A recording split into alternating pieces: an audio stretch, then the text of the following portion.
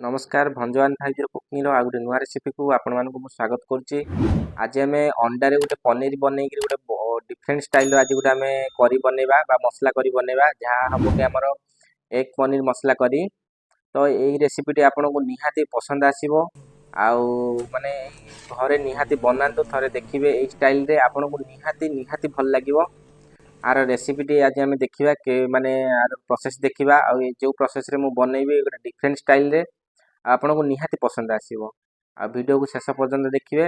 Video जदि पसंद आसीबो ताले निहाती गोटे लाइक करिवे। चलंतु वीडियो को आरंभ करिया। तो सांग माने एठी एक पनीर मसला टी बनिया पे मु एठी किछि अंडा नै 6 टी अंडा पाखा पाखी एठी किछि पियाज कैप्सिकम कंचा लंका आ किछि धनिया पत्र नैछि ए सब संपूर्ण पकै नबा। आ एठी किछि लूण हाफ चम्मच पाखा पाखी देई दबा कारण लूण देले हमरो जो पनीर टा जो बनियो बहुत भलो टेस्ट आसीबो। आ ताकू भल भाव मिक्स कर नियंतु। मिक्स कला परे ताकू आमे चालन देबे पनीर पई गोटे जगह को काढी नबा। देखंतु मु एठी गोटे हमर गिना को काढी नैछि आपन को जो माने गोटे अछि ता पनीर करिया पई सेही गोटे पात्र नियंतु आ जरी टे निहाती नियंतु। जरी नबा द्वारा हमर पनीर टा कोन हो ना जतबे सिजेबा ना त भल भाव छाडी दिबो। एठी मु गोटे कड़ाई नै जाईछि आ से पनीर टा स्टीम करिया पई एकदम स्टीम करिया पई एठी मु किछि पानी नै जाउछि। आपन एठी गिना नेले हम जदि आपन स्टैंड अछि ताले स्टैंड नियंतु। तापर पनीर टा को आमे एठी बर्तमान एठी रखी दबा। आको रखी के मु एठी घोड़ै दउछि। आपन जते बेल नउछन ता घोड़ै दियंतु। आ नेला परे एठी हम कोन करबा ना आको 10 रु 15 मिनिट पय मीडियम फ्लेम रे आको छाडी दबा। से भितरे चालन देबा में मसला पय तार सब प्रोसेस आरंभ करिया। तो देखुथु एठी मु किछि अदा आ किछि रसुन नै जाईछि। आको बर्तमान आमे भल भाव रे कुटी नबा। आपन आ एठी संग माने आपन चाहिले आको ग्राइंडिंग करी मने नै पारे। एठी मु दुईटा पियाज नै जाउछि। पियाज को मध्य हम कौन करवा एकदम भल भाव छोट छोट करी काटी नवा जहाँ द्वारा हम मसला माने टिके शीघ्र हो जिवो। बिल्कुल माने छोट छोट करी काटिबे आ संग माने मु एठी कोन ना 6 टी अंडा पई मु एठी 2 टी पियाज नै जे आपन जति की माने एकरे माने जति की अंडा नउछथि सेही हिसाब रे आपन पियाज रो क्वांटिटी नै परिबे। देखि पारथु मु एठी पियाज सब काटी नैछि। बर्तमान बे हम टमाटो को मध्य काटी नबा। टमाटो को मध्य बिल्कुल छोट छोट करी काटी नबा जे आपन एठी टमाटो चाहिले ग्राइंडिंग करी मध्य नै परिबे। एमिति बोली आ टेस्ट भल आसीबो। देखो कटा सारी चलते हम देखा। देखिपे आमर 10 रु 15 मिनट पाखापाखि हो गला। देखते आमर अंडा के फुली जाइए आ माने पूरा बिल्कुल मत हो मुझे छुरी देखी नौ आमर माने पनीर टे ना ना देखिपे छुरी लगुनि यार अर्थ मैंने आम पूरा पनीर भल रही। गैस फ्लेम को आम अफ करदे।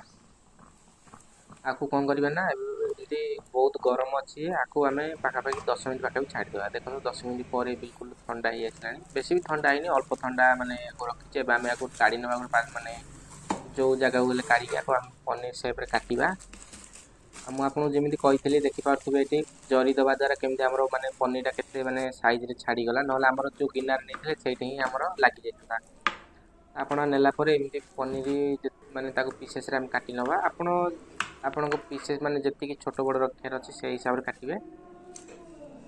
तो मुझे मीडियम पीस काटुची बेस छोट करूनी या देखिपे मुझे पीस काटी आउ देखो के माने स्मूथ बनी पूरा।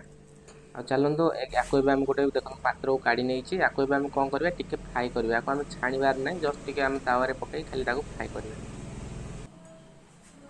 फ्राए करने सांग मैंने मुझे गोटे आमर गोटे तावा नहीं जाइए। ये किसी आम ऑयल देदेबा। एमती आप तावा नियंतु जो थे आपको माने भल भाव में आप फ्राए करहब। बेसी ऑयल नबार ना आम छाणवार ना गोटे गोटे सब पनीर को ये पकई नवा।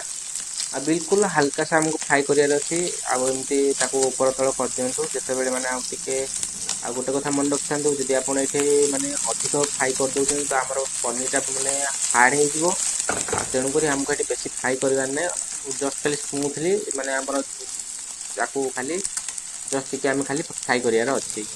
तो देखो ये आप फ्राए करेंगे बिल्कुल ये आसला। आपको बर्तमान आम चलते गोटे जगह को काढ़ी ना आपको ये फ्राए करार अच्छी। ये देखिपे मुझे काढ़ी देती आउ जी भी थी देखो मुझे काढ़ी नौची फ्राए करके। चलते मसला देखो ये आप माने ये फ्राए करार अच्छी। देखिपे के स्मूथ बनी देखो ये करी बनवाई मुझे सांग मैंने गोटे कड़े नहीं जाऊँगी।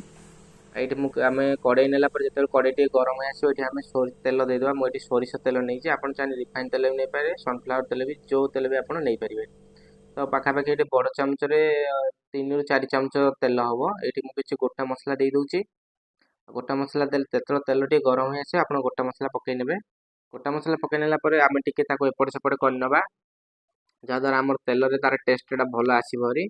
ये जो आम काटिकी रखी पियाज सबको आड करदे। पियाज आड कलापर भल भाव में घाटी नवा। पियाज को आमको तब तक माने से पर्यंत घाटार अच्छे जो पर्यंत आमर पियाज गोल्डन ब्राउन कलर न हो जाइए। देखिपे ये एतिकी पियाज एति कलर है पर्यंत आमको भाजबार अच्छे। पियाज भी आम बिल्कुल रेडी हो गलानी। चलते आम जो रखी थे अदा रसुण छेचा ताकू देदेबा। देखिपे जो अदा रसुण छेचिक रखी मुझे दे दूची। अदा रसुण देलापर ये सांग मैंने 2 ରୁ 3 मिनिट कौन करना भल भाव में भाजी नवा। तापर जितेबले कारण ये आम पानी टी देदेबा आते माने देखो मुझे पानी टे दे दूची ना आम अदा रसुण कौन ना तले लगिज। आगे पानी देलापर आपको भल भाव में घाटी नवा। ये मसला गुंड सब आड करवा। ये गोटे छोट चामच मुझे हल्दी गुंड गोटे चामच नहीं जाऊँगी। आ गोटे चामच ये लंका गुंड नहीं जाऊँगी। आठी मसला गुंड गोटे चामच नहीं जाऊँगी। आटे जीरा गुंड अधा चामच। आठी मुझे छोट चामच माने आमर गरम मसला। आईटी देखिपे मुझे कस्तूरी मेथी दे देती। आप कस्तूरी मेथी निहाती नियंतु ये माने ये ग्रेवी देखिए तार टेस्टा बहुत भल आसो और जबरदस्त आसो। आ मसला सबको माने भल भाव में घाटी नवा। माने ये किसी पानी टी देदेबा ना मसलाटा आम लगिज। आ मसला को आम से पर्यंत घाटी जो पर्यंत मसलार आमर माने गोटे कलर चेंज न हो बिल्कुल मसलार ऑयल आमर सेपरेट न हो। देखिपे आमर मसला बिल्कुल रेडी हो गलानी। ऑयल पाखापाखि आमर रिलीज हो गलानी। आउ चलते एवं टमाटो जो काटिक रखी ताकू आड करदे। आ टमाटो देने आम माने लुण देदेबा। आपको भल भाव में आम घाटी नवा। लुण पकाया द्वारा कौन देखिपे आमर माने मसला बिल्कुल आम टमाटो पूरा मिसीगला। ये आम बिल्कुल मसला रेडी हो आसला। एवं जो माने जो पनीर को आम जो माने फ्राई कर रखी थे आम देदेबा। ये देखिपे मुझे माने जो रखी थी फ्राई करी देखो केते पूरा सॉफ्ट बनी पूरा एकदम पूरा सॉफ्ट बनी। आपड़ जब बेसी फ्राई कर दौरान ताले सॉफ्ट बनोनी। से सांग मैंने आपको जिते फ्राई करेंगे टी अल्प माने अल्प फ्राई करेंगे जहाद्वारा टेस्टा भल आसो। आपको सब माने पनीर सब आम पकई नालापर आपको मसला सहित बिल्कुल भल भाव में घाटी नवा जहाद्वारा कौन हम ना आर जो मसलाटा आमर पनीर सहित पूरा मिक्स हो। हाँ ये पानी टी देदेवे ना आम मसलाटा लगिज।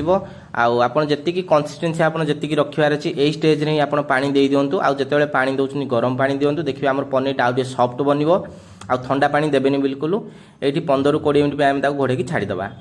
देखिपे पाखापाखि 10 ରୁ 15 मिनट हो गलापर बिल्कुल ये बर्तमान हो आसला। जेहेतु आमर पनीरटा तो आगुरी हो जाइए खाली मसला सहित तार लुण पूरा कंसिस्टेंसी आसापी ये 15 मिनट आम छाड़ी देते। आईपरी भाव में निहाती बनातु। देखिपे आम पनीर मसला एकदम बिल्कुल 15 ରୁ 20 मिनट हो आसला। चलते एवं आम कौन करना धनिया पत्र देदेबा। देखिपे मुझे किसी धनिया पत्र आड कर दूसरी। धनिया पत्र देवा द्वारा कौन हम तार फ्लेवरटा गोटे आउट बहुत भल आसो जबरदस्त आसो। आउ देखिए एमती रेसिपी बनइबे आपको रुटी सहित खाईपारे भात सहित जो थे भी आप खातु ना कहीं ये रेसिपीटा आपको निहाती निहाती पसंद आसो बहुत भल लगे। थे निहाती बना देखिपे एतिकी ही कंसिस्टेंसी रखार अच्छी। जदि आप बेसी झोल रखा चाहूँ तथापि रखिपारे ना तो एतिकी रखतु। देखिपे केमती बिल्कुल माने केते डिलीशियस होइची। एबे मु आपन गोटे प्लेट रे काढ़ी देखई दउची बिल्कुल माने देखिपे एमती रेसिपी सांग माने निहाती बनातु। गोटे डिफरेंट स्टाइल रेसिपी आपन खाली माने ये रेसिपीटी बनई देखिए तापर निहाती आपको पसंद आसो। जदि वीडियोटी पसंद आसो निहाती गोटे सब्सक्राइब करेंगे आ बेल आइकन दबाइबे। आ सांग माने निहाती कमेंट करेंगे। वीडियोटी जदि आपको पसंद शेष पर्यंत देखिथिबारु बहुत बहुत धन्यवाद।